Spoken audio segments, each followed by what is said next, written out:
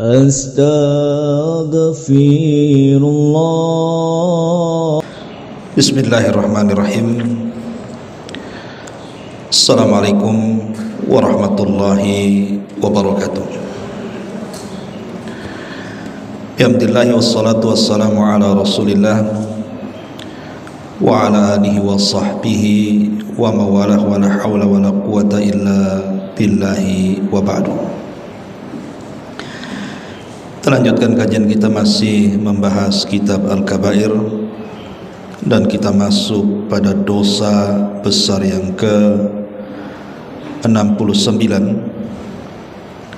putus asa dan merasa pesimis dari rahmat Allah Subhanahu wa ta'ala.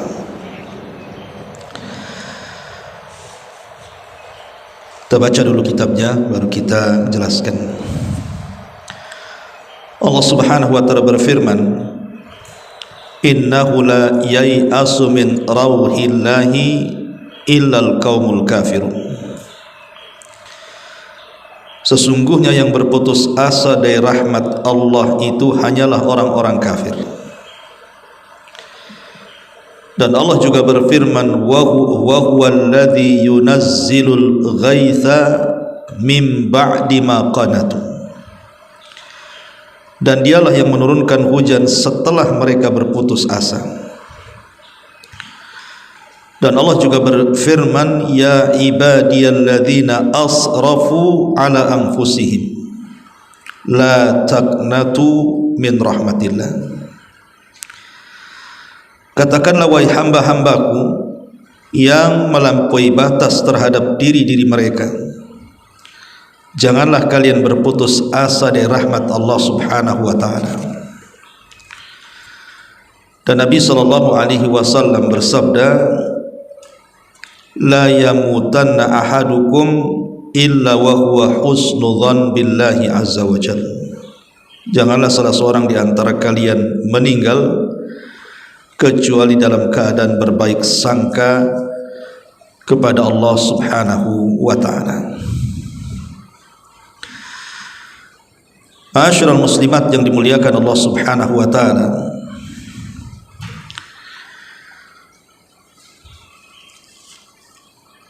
ayat yang pertama dalam surah Yusuf, ayat 87 ini sebenarnya mengkisahkan tentang kisah Nabi Allah Ya'qub alaihi salatu wassalam. Ketika Nabi Allah Ya'qub alaihi salatu wassalam kehilangan anak yang dicintainya, Nabi Allah Yusuf, karena kezaliman saudara-saudaranya, kemudian mereka membuat cerita karangan, berita hoax tentang kematian Nabi Allah Yusuf. Sebenarnya Ya'qub tahu bahwa mereka berdusta. Makanya kemudian Nabi Allah Ya'qub mengatakan, ya bunai idhabu fatahassasu min Yusuf wa akhi wa la tai'asu min rauhillahi innahu la yai'asu min rauhillahi illal qaumul kafirun. Wahai anak-anakku, pergilah kalian cari berita tentang Yusuf dan saudaranya, maksudnya Binyamin. Karena ketika itu Nabi Yusuf alaihi salatu wassalam ketika sudah menjadi orang yang sukses di Mesir, kemudian terjadi paceklik di mana-mana, akhirnya kemudian datang dari berbagai macam daerah termasuk Palestina yang akhirnya menukar barang-barang berharga dengan makanan ke Mesir. Lah Yusuf ketika itu sudah berhasil menjadi orang besar di Mesir dan menahan Binyamin. Makanya kesedihan Nabi Allah Ya'qub bertambah-tambah. Sudah kehilangan Nabi Yusuf, kehilangan pula putranya yang satu. Beliau mengatakan, wahai anak-anakku, pergilah kalian cari berita tentang Yusuf dan saudaranya, dan janganlah kalian berputus asa dari rahmat Allah. Kenapa? Karena sesungguhnya tidaklah berputus asa dari rahmat Allah melainkan mereka orang-orang kafir. Ayat ini menunjukkan bahwa berputus asa itu adalah ciri khas orang kafir.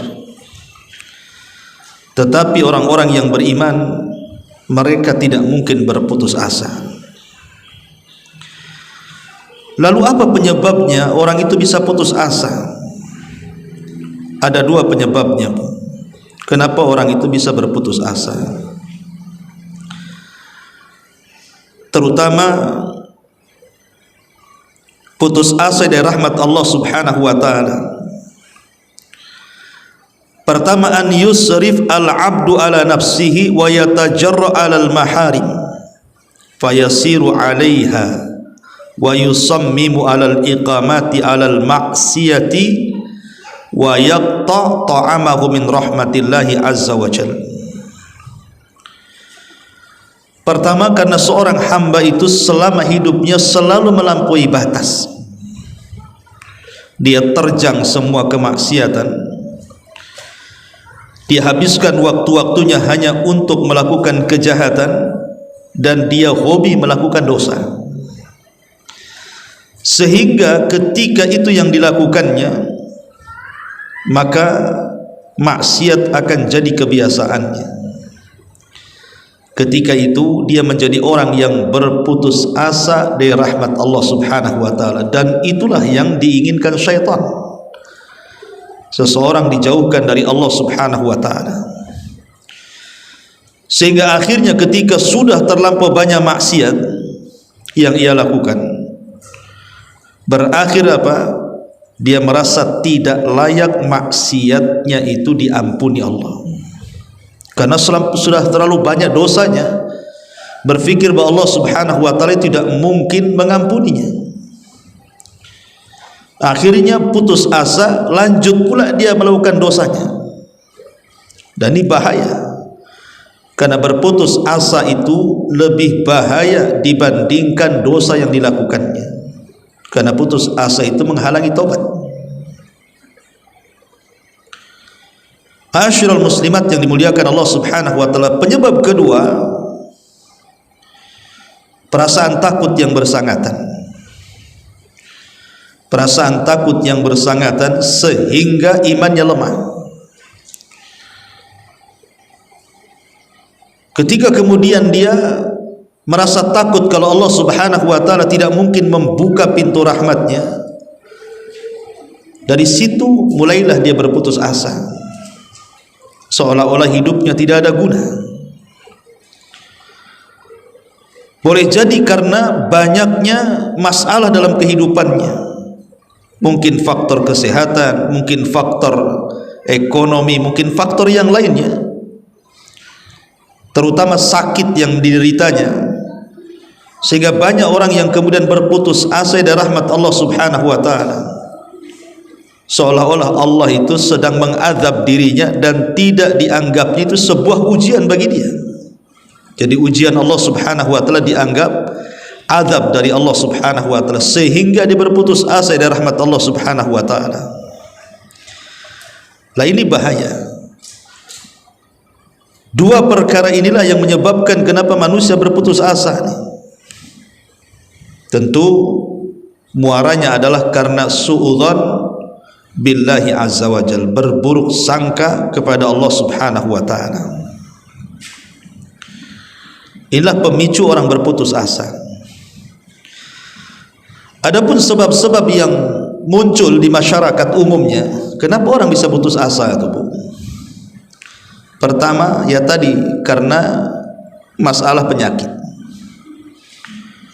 Mungkin ada orang itu diuji oleh Allah Subhanahu wa taala, diberikan penyakit yang berkepanjangan. Dia sudah berusaha untuk berobat ke sana kemari, ke rumah sakit ini, ke rumah sakit itu, dokter pun sudah angkat tangan mengobatinya. Akhirnya dia hanya bisa terbaring, duduk di kursi roda, tidur pun harus diangkat orang, makan pun harus disuapi, ke kamar mandi pun harus dituntun, dan begitu seterusnya. Belakangan akhirnya dia putus asa dan memilih lebih baik mati dibandingkan hidup. Dan itu banyak. Karena orang kalau sudah sakit parah itu, Bu, setan lebih dekat kepada dia. Jangan sampai kemudian orang yang sakit parah itu kemudian mengakhiri hidupnya dengan husnul khatimah. Itu yang tidak dimau setan. Makanya syaitan tidak akan meninggalkan orang yang sakit, apalagi sakitnya parah, apalagi sakitnya sampai menuntun kepada ajalnya. Kalau bisa orang ini diakhiri dengan suul khatimah, diwaswasilah kemudian oleh syaitan bahwa orang seperti kamu ini sudah tidak berguna, merepotkan orang. Tidak kau lihat kasihan orang-orang yang hari-hari menunggumu, mengobati kamu dengan sabarnya mereka, akhirnya gara-gara kamu mereka direpotkan semuanya. Mulailah setan membisikkan itu seperti itu.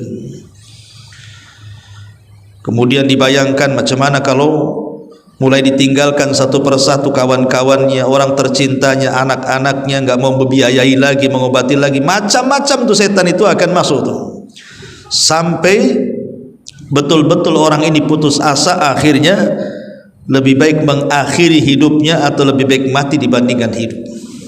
Putus asa. Dia tidak tahu bahwa di balik sakit itu ada nikmat, bisa menggugurkan dosa, bisa mengangkat derajat.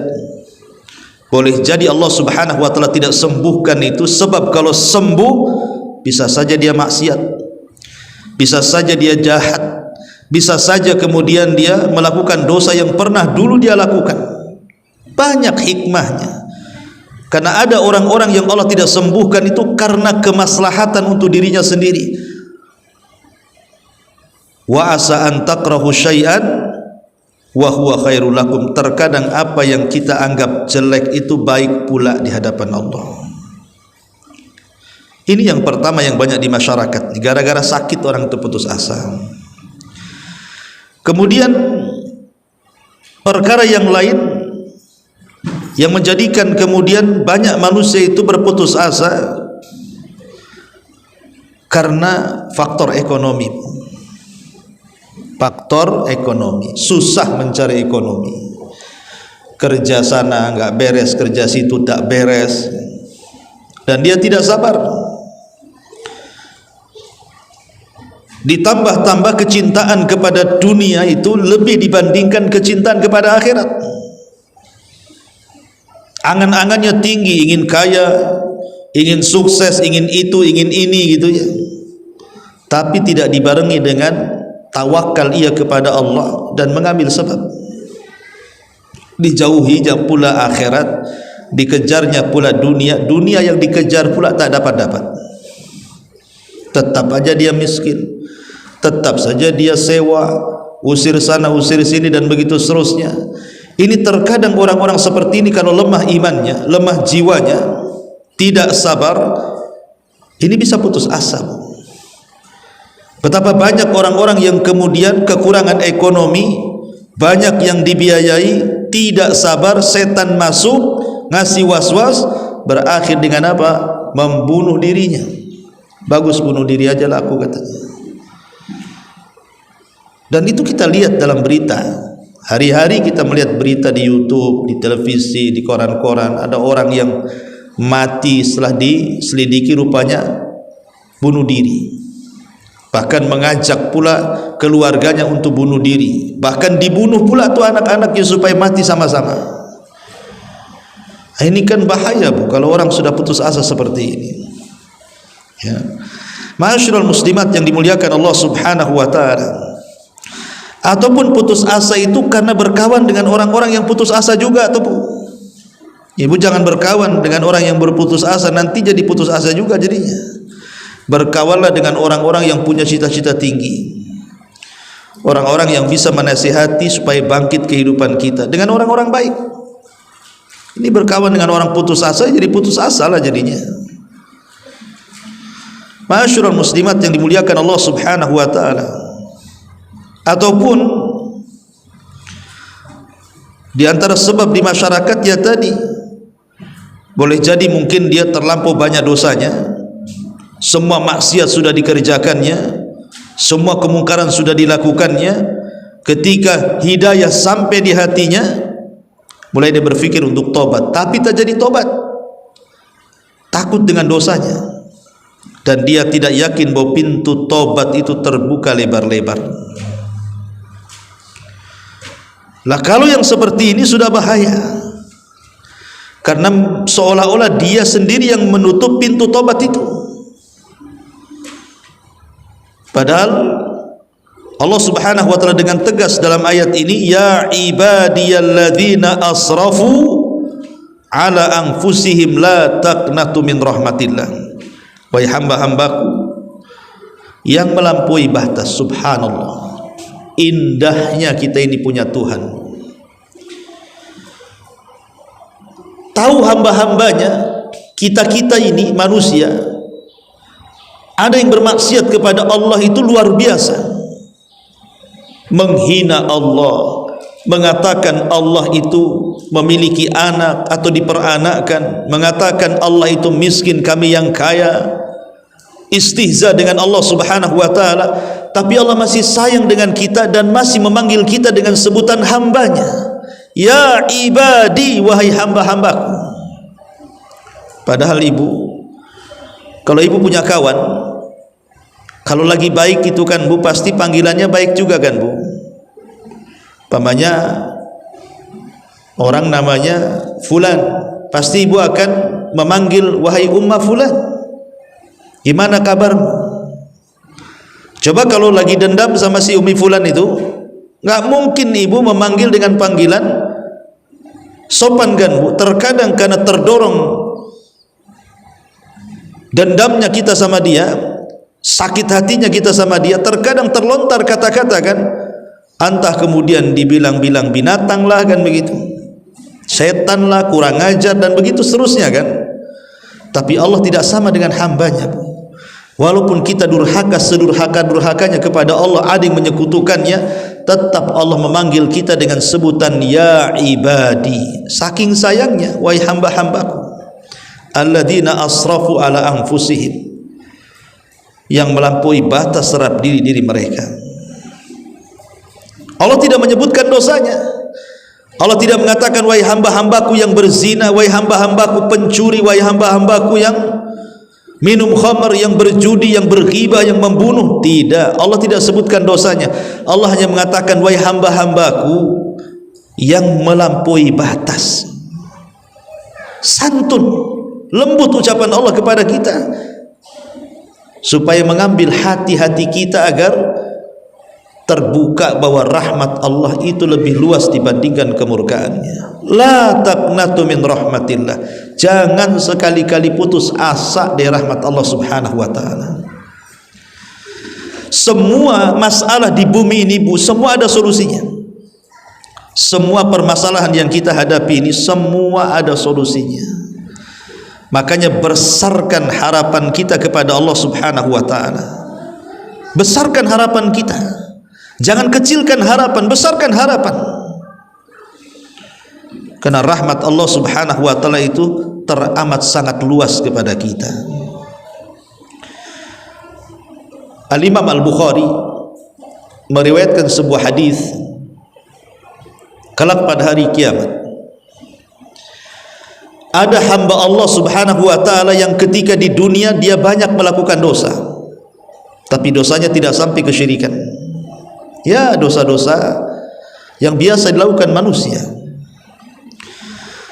Dipanggillah orang ini di halayak orang ramai, kemudian diletakkan di sisi Allah Subhanahu wa taala, kemudian Allah memberikan tabir sehingga manusia sebanyak itu yang ada di padang mahsyar tidak bisa memandang dia. Allah tutupi dengan tabirnya.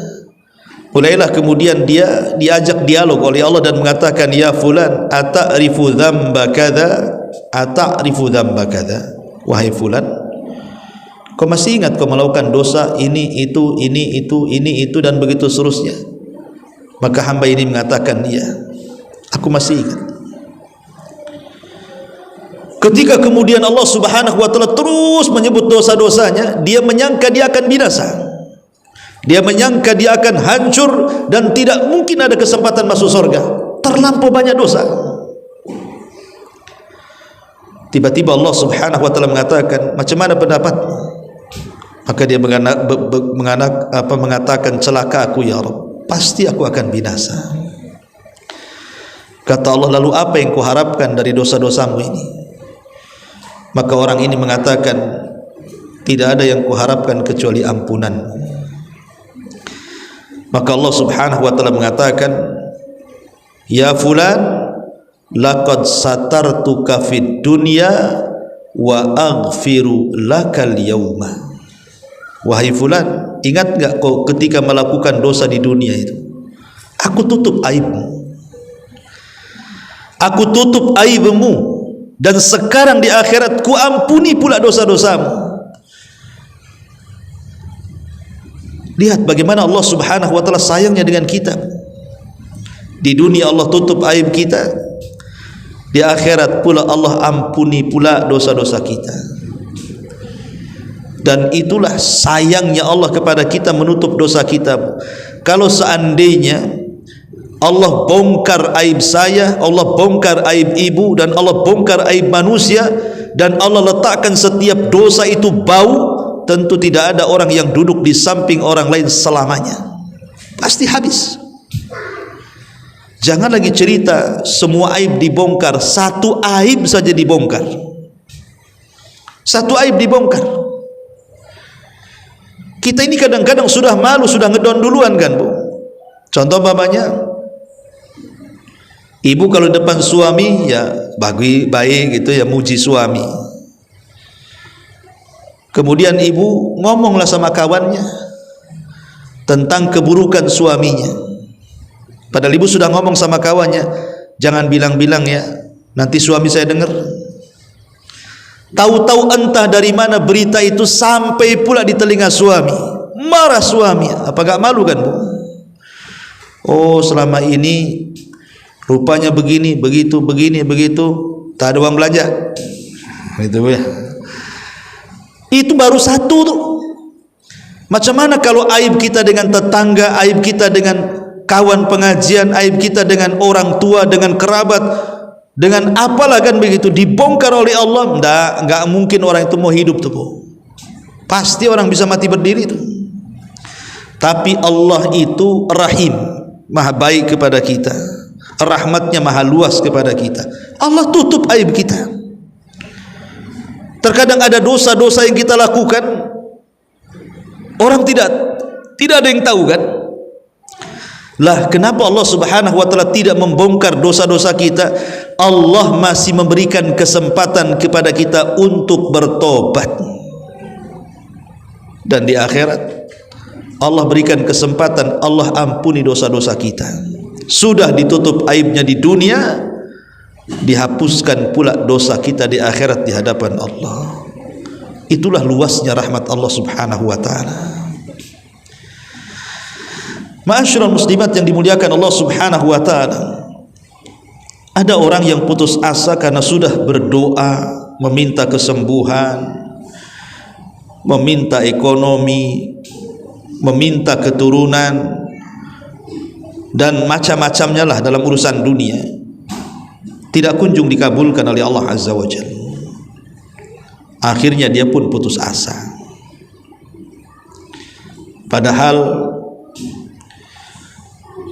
keinginan kita ketika berdoa kepada Allah Azza wa Jalla, kemudian Allah tidak lantas mengabulkan doa kita, Bu, itu ada hikmah besar yang kadang-kadang kita tidak tahu dan tergesa-gesa ingin dikabulkan setiap permintaan kita. Makanya kemudian diperlukan sabar di sini. Karena dengan tidak lantas dikabulkan setiap permintaan kita, kita sakit ingin sembuh tidak kunjung sembuh. Kita miskin ingin cukup tak juga cukup-cukup hidupnya. Kita ingin punya anak, terus usaha ke sana kemari tapi tak kunjung juga punya anak. Apa hikmahnya? Kenapa Allah tidak langsung mengijabah doa-doa kita? Supaya kita diajari dengan sifat sabar. Sifat sabar, supaya kita dilatih agar kita menjadi orang penyabar. Dan sabar itu ibadah yang luar biasa, yang kalau dilakukan pahalanya tidak ada batas. Innama yuwaffas sabiruna ajrahum bighairi hisab. Sesungguhnya kami akan balas orang-orang yang mereka itu senantiasa bersabar dengan balasan tanpa batas. Jadi ambil hikmahnya. Kenapa Allah tidak cepat mengabulkan doa kita? Oh, mungkin kita ini disuruh sabar. Dan sabar itu ibadah yang luar biasa, itu ibadahnya para nabi. Atau kita berpikir bahwa semua ada hikmahnya, semua ada kebaikannya. Kenapa ya saya sudah berdoa terus kok tidak dikabul-kabulkan? Saya sudah usaha terus.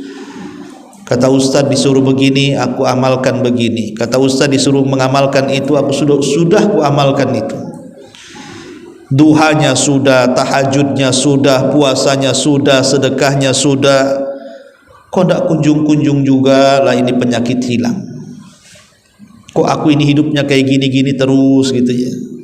Ingat, semua ada hikmahnya.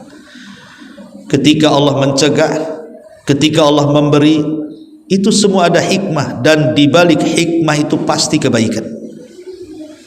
Karena Allah yang mengatakan, wa asa an takrahu syai'an wa huwa khairul lakum wa asa an tuhibbu syai'an wa huwa syarrul lakum. Ma'asyiral muslimat yang dimuliakan Allah Subhanahu wa taala. Allah Subhanahu wa taala mengatakan, boleh jadi apa yang kita anggap baik itu atau yang kita anggap buruk itu rupanya baik pula bagi Allah, dan apa yang kita anggap baik rupanya buruk pula lah bagi kita. Kemudian juga terkadang kehendak Allah kepada kita itu, Bu, itu lebih baik daripada kehendak kita untuk kita sendiri. Itu harus dipahami itu, Bu. Apa yang kita kehendaki belum tentu baik untuk kita, tapi apa yang Allah kehendaki untuk kita dipastikan baik. Mungkin Allah Subhanahu wa taala berkehendak lain dengan kita kan, Bu. Ada orang yang dipecat dari perusahaannya, di PHK, kemudian dijelek-jelekin lagi, dihina lagi, dibuli lagi, dipermalukan lagi dengan kawan-kawannya. Tapi dia sabar. Dia berpikir, boleh jadi Allah punya skenario lain untuk saya. Nggak usah dipedulikan, nggak usah dipikirkan. Boleh jadi dengan keluarnya kita dari situ Allah sudah merencanakan sesuatu yang jauh lebih baik. Mungkin ini sudah kehendak Allah, dan kehendak Allah kepada kita jauh lebih baik dibanding kehendak kita sendiri kepada kita. Itu yang harus dipahami di sini, supaya jangan putus asa gitu maksudnya. Ibu ada masalah dengan suami ini itu macam-macam. Sabar, ini sudah takdir. Mungkin ada kebaikan di balik ini. Yang jelas kita terus berdoa, mencari sebab, sandarkan kepada Allah Azza wa Jal. Jangan menyandarkan kepada sebab, jangan menyandarkan kepada ikhtiar kita, sandarkan semua kepada Allah. Percuma kita menyandarkan kepada ikhtiar kita, karena belum tentu ikhtiar kita berhasil. Tapi kalau Allah sudah menghendaki dengan takdir yang dituliskannya, pasti berhasil. Walaupun ikhtiarnya biasa-biasa saja. Karena yang pertama itu menyandarkan kepada Allah. Adapun ikhtiar itu nomor 2 sebagai sebab. Ma'asyiral muslimat yang dimuliakan Allah Subhanahu wa taala. Atau boleh jadi ketika ibu berdoa meminta sesuatu kok nggak dikabul-kabulkan ya. Minta sembuh tetap sakit, minta kaya tetap miskin. Boleh jadi seperti sabda Nabi, imma an tu'ajjila lahu da'watu wa imma an yaddakhiruha lahu fil akhirah wa imma an yasrif anhu minas su' mithlaha. Boleh jadi Allah menyegerakan keinginan kita, atau Allah sengaja menabung keinginan kita untuk kelak mengangkat derajat kita di sorga, atau Allah memalingkan kita dari keburukan sehingga permintaannya tidak diberi, tetapi pengabulan yang lain pula yang diberikan kepada Allah berupa dijauhkan dari keburukan. Ya, mungkin ibu miskin tapi ibu sehat, ya, karena banyak orang kaya penyakitnya banyak. Ya, mungkin kita kekurangan ekonomi tapi rumah tangga tenang, anak-anak soleh dan solehah, suami juga soleh. Lihat orang-orang yang berduit itu acak-acakan hidupnya. Bahkan beberapa minggu yang lalu seorang ustaz tuh, kawan saya bu, cerita, Ustaz tahu nggak tuh rumah yang bagus sebelah tuh? Tahu? Nggak tahu saya. Kenapa tuh? Itu semalam baru curhat sama saya. Setiap malam saya tidak bisa tidur, mau dibunuh suaminya katanya. Lihat, yang kita nampak dohir rumahnya bagus, kendaraannya bagus, dua-duanya kerja, hidupnya tak tenang. Setiap malam istrinya itu was-was karena mau dibunuh suaminya tuh. La ilaha illallah. Ya. Jadi harus dipahami, dan para nabi juga ketika berdoa tidak lantas kok dikabulkan. Nuh, bayangkan 950 tahun dia berdoa kepada Allah Azza wa Jalla hidayah kepada kaumnya, dikabulkan? Tidak, kan ada hikmah. Hanya sedikit yang mengikuti Nuh. Nabi Ibrahim, Nabi Zakaria bertahun-tahun dia berdoa minta keturunan, setelah tua baru dikasih keturunan. Nabi kita Muhammad sallallahu alaihi wasallam juga sama. Maka ambil hikmahnya. Boleh jadi sakit yang tidak disembuhkan itu supaya kita jangan maksiat, supaya kita jangan berbuat jahat, supaya kita tidak terjerumus kepada kemungkaran yang terulang, yang sebelum kita sakit kita biasa melakukannya. Intinya bahwa jangan putus asa. Teruslah menanamkan keikhlasan kita dalam doa. Kemudian bertakwalah kepada Allah, karena takwa itulah yang bisa menghilangkan semua masalah hidup kita. Wa man yattaqillah yaj'al lahu makhraja. Siapa yang bertakwa kepada Allah, maka Allah akan carikan setiap permasalahan jalan keluarnya. Dan jauhilah hal-hal yang bisa tercegahnya permintaan kita kepada Allah. Kenapa ya saya kok berdoa terus, ada usaha juga, enggak juga dikabul-kabulkan? Boleh jadi mungkin kita ada penghalang-penghalang doa, masih makan yang haram, masih minum yang haram, masih kerja di tempat-tempat kerja haram, atau doanya isinya ada perbuatan dosa dan kemaksiatan. Coba terfikir ke situ. Jadi banyak hal perkara kenapa Allah Subhanahu wa taala tidak mengabulkan doa kita. Tapi yang jelas bahwa jangan putus asa. Yakini bahwa di dalam ketidak dikabulkannya doa kita itu, atau diakhirkannya pengabulan doa kita itu, karena ada hikmah yang besar, dan itu sebuah kebaikan, karena pilihan Allah itu pasti terbaik untuk kita. Belum tentu pilihan kita lebih baik daripada pilihan Allah Subhanahu wa taala. Ma'asyiral muslimat yang dimuliakan Allah Subhanahu wa taala. Lalu bagaimana caranya supaya kita ini bangkit dan mampu menghadapi keputusasaan? Satu, Bu, mantapkan keimanan kita kepada takdir. Ini penting. Mantapkan keimanan kita kepada takdir.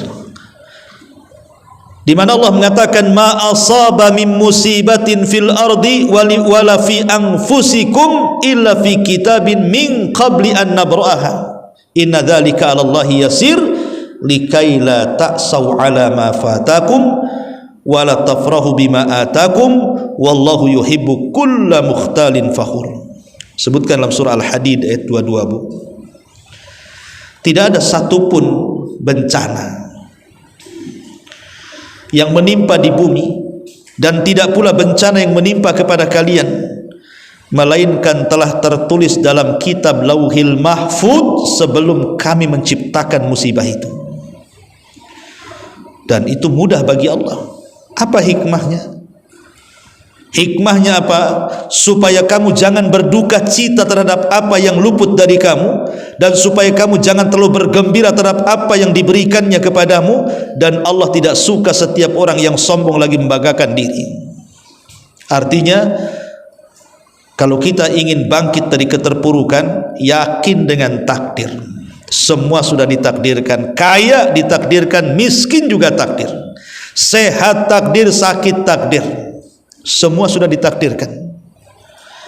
Kalau itu keyakinannya, apapun kekayaan yang sampai kepada kita tidak kita membuat bahagia dan besar kepala, ataupun kemiskinan yang melanda kita, kita tidak menjadikan ciut dan kecil hati, karena semua sudah dicatat. Mau diapakan?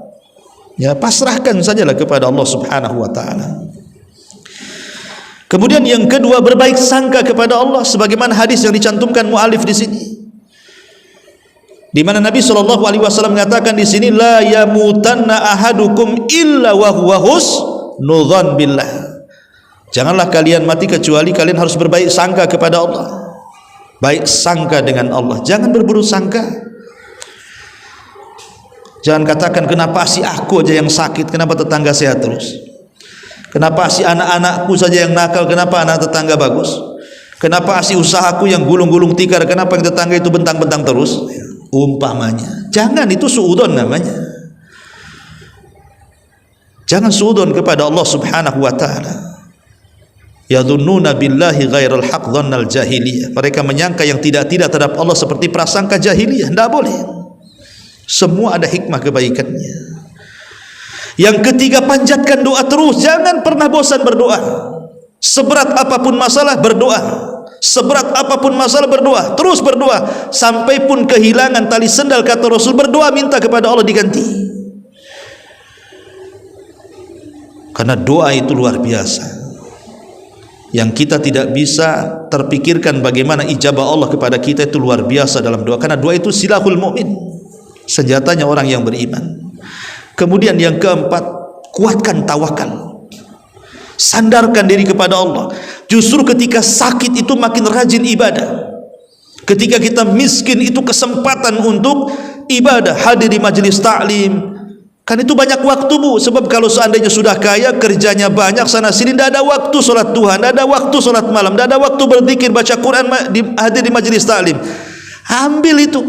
Mumpung lagi susah ini ada waktu, makin dekat kepada Allah, sandarkan diri kepada Allah. Dan yang kelima, memiliki tekad yang tinggi, cita-cita yang luas. Dan itu kita bisa melihat.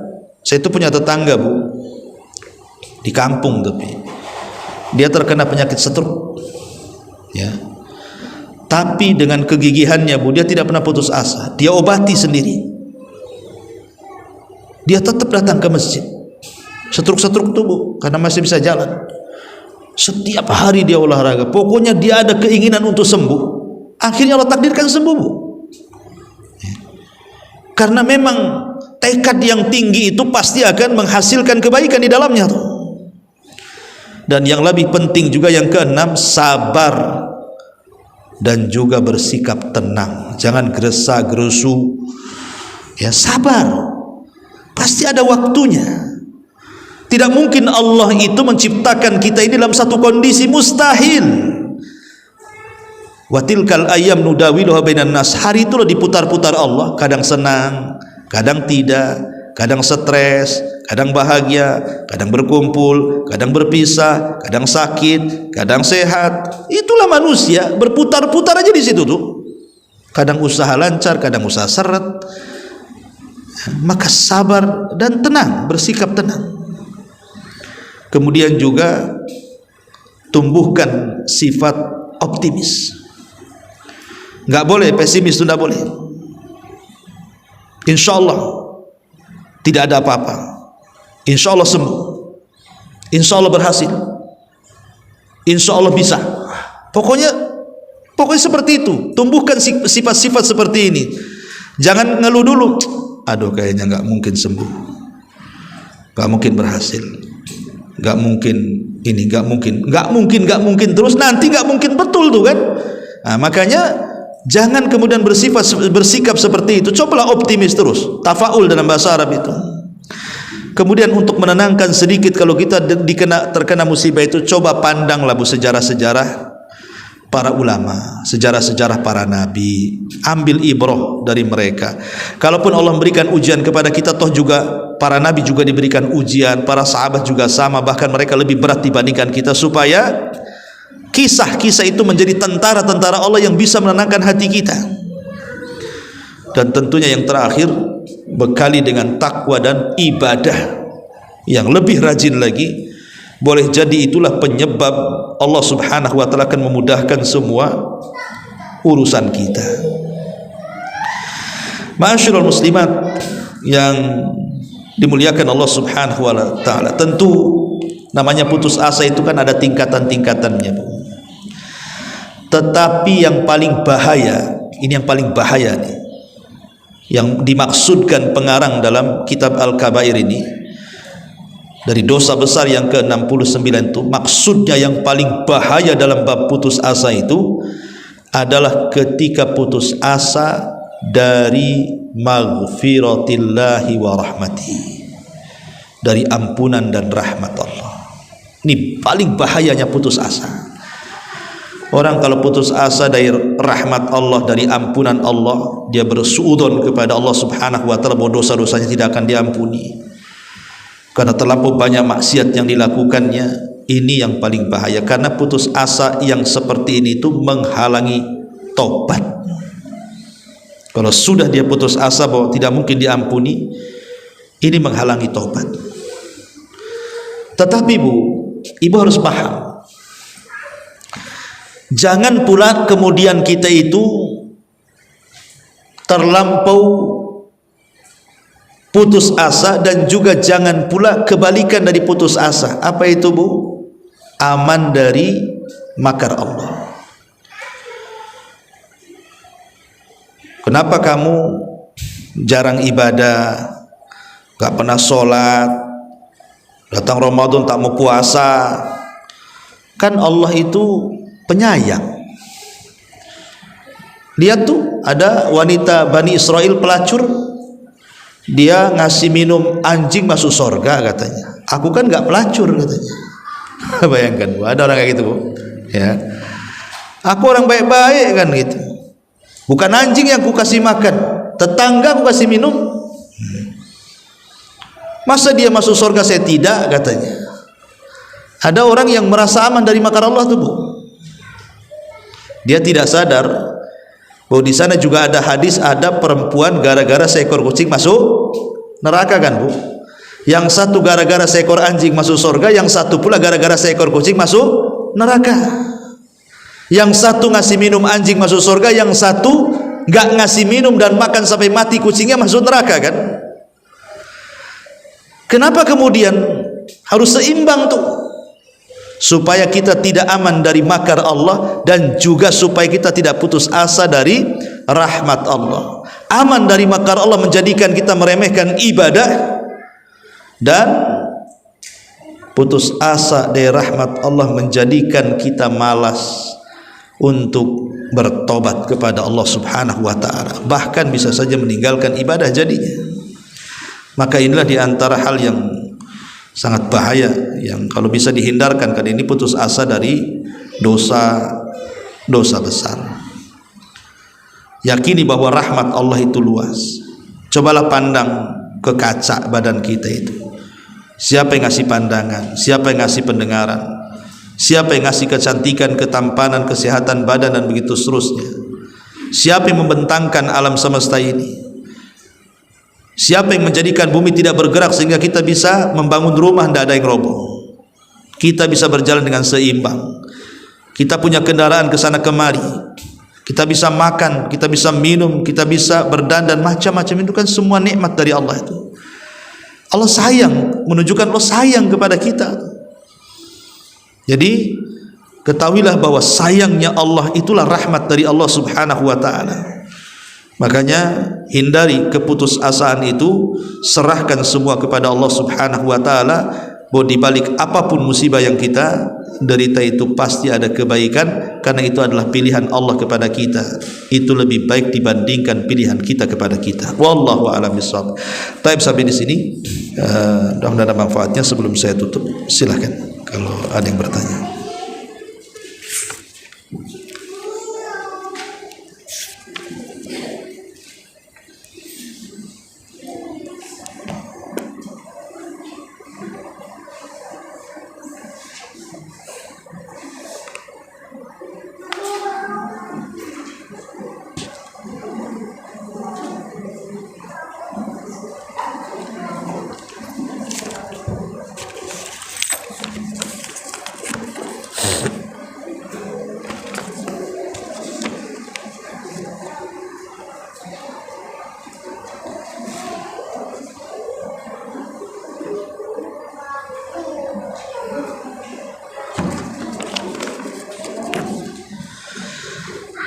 Ya, ada pertanyaan di sini. Pada saat kita melihat dan merasakan ketidakadilan pada ulil amri, penguasa maksudnya, dan hal tersebut membuat kita tidak redha kepada beliau, apakah ketidakredhaan kita terhadap beliau tersebut kita dituntut di akhirat dan bisa berpengaruh pada timbangan amal kita?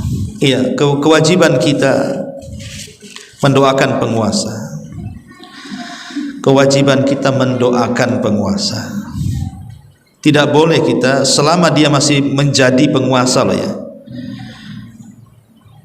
Kecuali kalau sudah tidak berpenguasa lagi. Selama dia masih menjabat menjadi penguasa, maka akidah ahli sunnah berlaku hukum-hukum terhadap hak-hak kita kepada penguasa.